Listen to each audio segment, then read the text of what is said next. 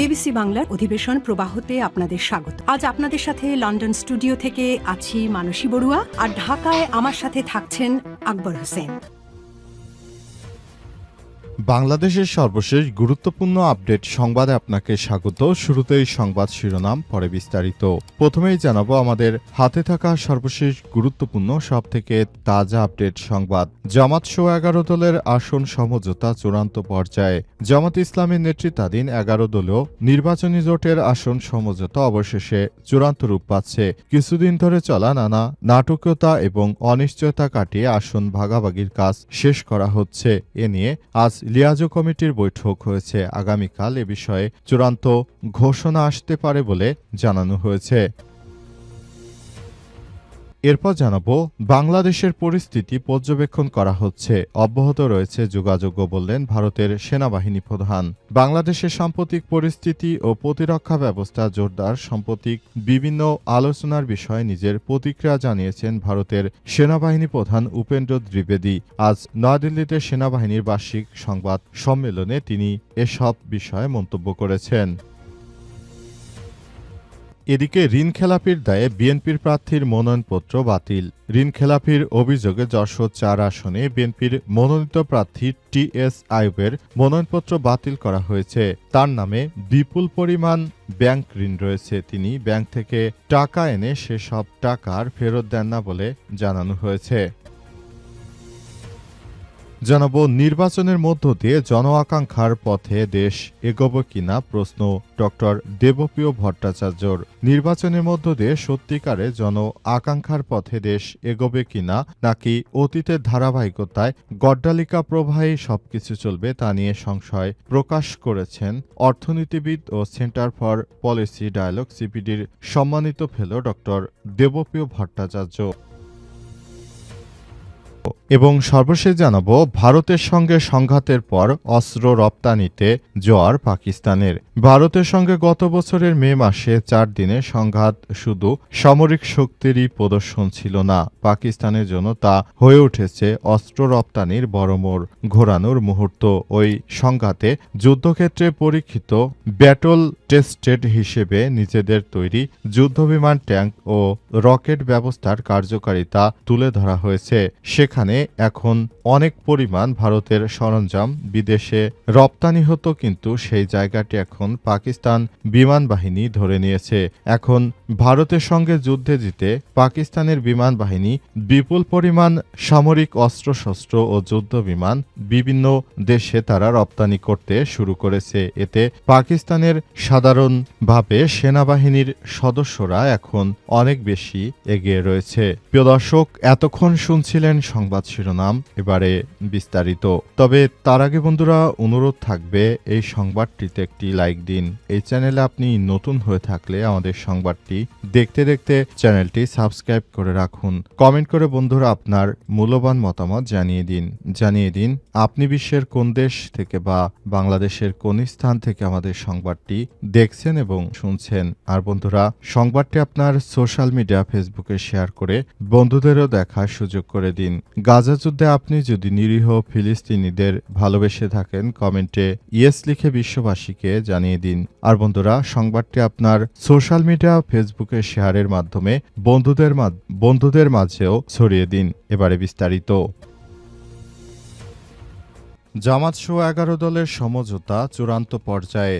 জামাত ইসলামের নেতৃত্বাধীন 11 দলীয় নির্বাচনী জোটের আসন সমঝোতা অবশেষে চূড়ান্ত রূপ পাচ্ছে। কিছুদিন ধরে চলা নানা নাটকীয়তা এবং অনিশ্চয়তা কাটিয়ে আসন ভাগাভাগির কাজ শেষ করা হচ্ছে। এ নিয়ে আজ লিয়াজো কমিটির একটি বৈঠক অনুষ্ঠিত হয়েছে। তবে ইসলামী আন্দোলন ও খেলাফতে মজলিস সহ কয়েকটি দলের মধ্যে কিছু আসন সমঝোতার কাজ এখনও শেষ হয়নি। এ বিষয়ে মঙ্গলবার আরেক দফা বৈঠক হবে। তাদের আজকের মধ্যেই সব দলের সমঝোতার পর বুধবার এ বিষয়ে আনুষ্ঠানিক ঘোষণা দেবে সংশ্লিষ্টরা জানিয়েছে।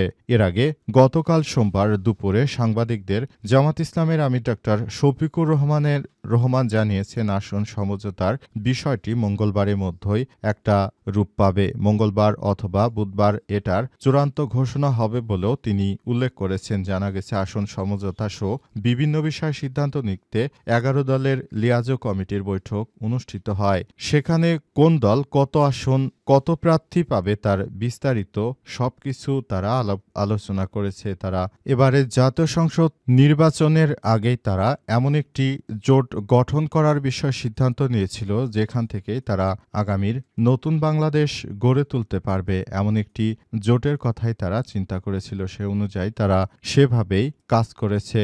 তারা মনে করে এবার জাতীয় সংসদ নির্বাচনে তারা একটি শক্তিশালী জোট গঠনের মধ্য দিয়ে তারা বাংলাদেশটাকে পূর্বের জায়গা থেকে সরিয়ে একটি নতুন অবস্থানে নিয়ে যেতে চায়। সেই প্রত্যাশাই তাদের, এমনটাই তারা জানিয়েছে। এই বিষয়গুলো তারা নিশ্চিত করার পর থেকেই বিভিন্ন গণমাধ্যমে 11 দলীয় জোটের বিষয়ে চূড়ান্ত সিদ্ধান্ত গ্রহণ করা হয় এবং এই জোটগুলো আগামী জাতীয় সংসদ নির্বাচনে হয়তো ভালো কোনো কিছু করবে, এই প্রত্যাশা তাদের। বাংলাদেশের পরিস্থিতি পর্যবেক্ষণ করা হচ্ছে, অব্যাহত রয়েছে যোগাযোগও, বললেন ভারতের সেনাবাহিনী প্রধান। বাংলাদেশের সাম্প্রতিক পরিস্থিতি নিয়ে ভারতের সেনাবাহিনী পর্যবেক্ষণ করছে বলে এমনটা জানিয়েছেন ভারতের সেনাবাহিনী প্রধান। আজ তিনি এসব কথা বলেছেন। তিনি বলেন, আমরা বাংলাদেশের সঙ্গে যোগাযোগও রাখছি। অ্যাকাউন্টেবিলিটি অর্থাৎ নিজেদের জায়গা থেকে আমরা বাংলাদেশের সঙ্গে পরিস্থিতি পর্যবেক্ষণ করছি। আগামী জাতীয় সংসদ নির্বাচনের পর বাংলাদেশ পরিস্থিতি আরও ভালো হতে পারে এমন আশাবাদ ব্যক্ত করেছেন তিনি। এ সময় তিনি আরও জানান, আমরা বাংলাদেশটাকে যেভাবে দেখি সেভাবেই দেখছি। আশা করছি আগামীতে বাংলাদেশের সম্পর্কে আমাদের আরও ভাবতে হবে ইত্যাদি নানা বিষয় তিনি কথা বলেছেন। আজ নয়াদিল্লিতে সেনাবাহিনীর বার্ষিক সংবাদ সম্মেলনে তিনি বক্তব্য দেওয়ার সময় এক সাংবাদিক প্রশ্ন করেন, বাংলাদেশের সঙ্গে পাকিস্তানের সম্পর্কের যে নতুন সমীকরণ, সে বিষয়টি ভারতীয় সেনাবাহিনী কি হুমকি হিসেবে দেখছে। জবাবে ভারতের সেনাবাহিনী প্রধান বলেন, বাংলাদেশে বর্তমান কি ধরনের সরকার দায়িত্বে রয়েছে, সেই সরকার স্বল্পমেয়াদী না দীর্ঘমেয়াদী সিদ্ধান্ত নিচ্ছে, বিষয়টি আগে পরিষ্কারভাবে বোঝা জরুরি। ভারতীয় সংবাদ সংস্থা এএনআইয়ের খবরে এই তথ্য জানানো হয়েছে। তিনি আরও বলেন, যদি বাংলাদেশে একটি অন্তর্বর্তীকালীন সরকার দায়িত্বে থাকে তাহলে দেখতে হবে তারা পরবর্তী 4-5 মাসের জন্য সিদ্ধান্ত নিচ্ছে নাকি 4-5 বছরের জন্য। সেই প্রেক্ষাপটে ভারতের প্রতিক্রিয়া প্রয়োজন কিনা তা মূল্যায়ন করতে হবে। তিনি স্পষ্ট করে বলেন, পরিস্থিতি বুঝে বিচার বিশ্লেষণ করেই তারপর সেই মুহূর্তে ভাবতে হবে, সেটি ভারতের মূল লক্ষ্য বলে মন্তব্য করেছেন উপেন্দ্র দ্বিবেদী। ঋণখেলাপির দায়ে বিএনপির প্রার্থীর মনোনয়নপত্র বাতিল। ঋণখেলাপির অভিযোগে যশোর 4 আসনে বিএনপির মনোনীত প্রার্থী টি.এস. আইয়ুবের মনোনয়নপত্র বাতিল করেছে নির্বাচন কমিশন। ইসি আজ দুপুরে রাজধানীর আগারগাঁওয়ে নির্বাচন ভবনের অডিটোরিয়ামে বেসমেন্ট 2-এ আপিল শুনানি হয়। এর আগে গত 30 ডিসেম্বর যশোরের রিটার্নিং অফিসার মোহাম্মদ আশেক হাসানকে ঢাকা ব্যাংকের দেয়া এক চিঠিতে জানানো হয়েছে, ঋণখেলাপির তালিকায় ক্রেডিট ইনফরমেশন ব্যুরো বা সিআইবি নাম থাকায় ত্রয়োদশ জাতীয় সংসদ নির্বাচনে যশোর 4 আসনে বিএনপি মনোনীত প্রার্থী তালহা শাহরিয়ার আইয়ুবের টি.এস. আইয়ুবের প্রার্থিতা যেন গ্রহণ করা না হয়। ব্যাংকটির ঢাকা ধানমন্ডি মডেল ব্রাঞ্চের senior vice president Mohammad Riyad Hasan ও senior principal officer S M. Raisul Islam নাহিদের স্বাক্ষরিত চিঠিতে আইয়ুবকে ঋণখেলাপি ও সিআইবি রিপোর্টে তালিকাভুক্ত বলে উল্লেখ করা হয়েছে। এই তালিকাভুক্ত করার কারণে মূলত এসব বিষয় সামনে আসে এবং তাকে তালিকাভুক্ত করার কারণে তিনি নতুন করে আবার সবকিছু করার চেষ্টা করছেন কিন্তু তিনি যেন আর এই কাজটি করতে না পারেন, অর্থাৎ আগামী জাতীয় সংসদ নির্বাচনে অংশগ্রহণ করতে না পারেন, সেই ব্যবস্থা গ্রহণ করা উচিত এমনটা মনে করা হচ্ছে। বিএনপির অনেক নেতাই এর আগেও ঋণ নিয়ে আর সেই টাকা ফেরত দেয়নি। আওয়ামী লীগের মতো তারাও ব্যাংক থেকে ঋণ নিয়ে তারপর টাকা ফেরত দেয় না। এখন তারা নির্বাচনের হলফনামায় এসব তথ্য উল্লেখ করছে না, কিন্তু ব্যাংক থেকে চিঠি দিয়ে জানানোর পরে তাদের বিরুদ্ধে ব্যবস্থা গ্রহণ করা হচ্ছে।